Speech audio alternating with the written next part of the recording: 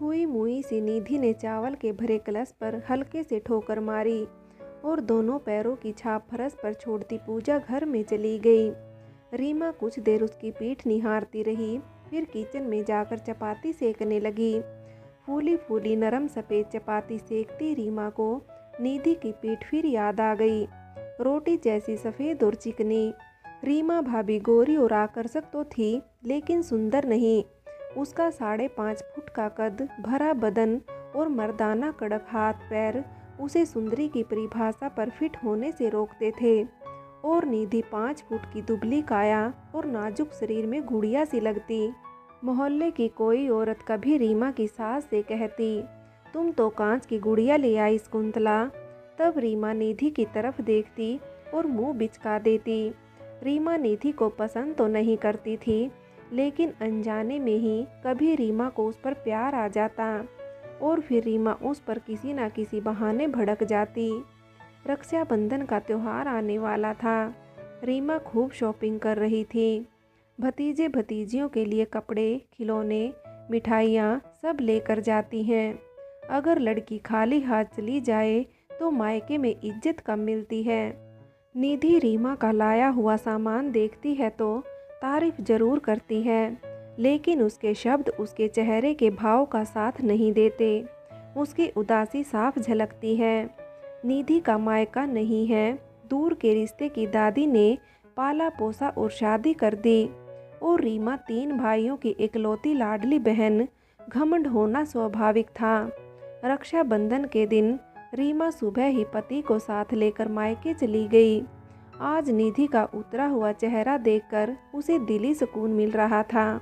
रीमा और निधि 3 साल से साथ थी, लेकिन दोनों में कभी कभार ही बातचीत होती। इधर रीमा को निधि के रूप से ईर्ष्या थी, उधर रीमा के मायके के किस्से सुन निधि जल भुनकर राख हो जाती। फिर रक्षाबंधन आया। इस बार भी रीमा ने खूब कपड़े खरीदे, खिलौने और मिठाइयाँ खरीदी। रक्षाबंधन की सुबह रीमा खूब सज धज कर निधि के पास आई। निधि, मैं मायके जा रही हूँ, बिट्टू का ख्याल रखना और उसका होमवर्क भी करवा देना। मुझे आने में देर भी हो सकती है। निधि दुखी तो थी ही, उस पर इतनी गर्मी में सुबह से किचन में लगी हुई थी। गुस्से में उबल पड़ी, तो मैं तुम्हारी नौकर लगी हूँ कि घर का सारा काम भी करूँ और तुम्हारा बेटा भी संभालूँ। अकेली मायके चली जाती हो, अपने बच्चों को क्यों नहीं ले जाती? अरे मैंने तो सुना था कि जेठानी का मायका भी देवरानी के लिए मायका ही होता है। मैं हमेशा किसी की कलाई पर राखी बांधने के लिए तरसती रही, और तुमने कभी झूठ मूठ भी नहीं बोला कि निधि तू भी चल मेरे मायके। मैं तरसती रही और तुम मुझे चिढ़ाती रही। तुम किस्मत वाली हो कि तुम्हारे 3 भाई हैं, लेकिन मेरा बाकी के शब्द निधि के गले में घुट कर रह गए।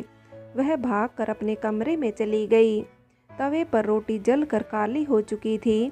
आज फिर रीमा को निधि की पीठ याद आ गई, नरम चिकनी सफ़ेद, पर दिल शायद ऐसा ही जला हुआ काला। निधि काफ़ी देर तक रोती रही।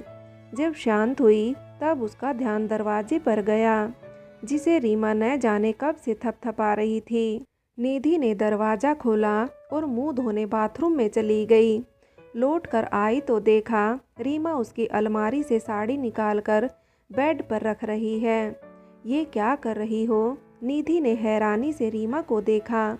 तैयार हो जाओ, हम मायके चल रहे हैं, रीमा ने निधि से कहा और कमरे से बाहर चली गई।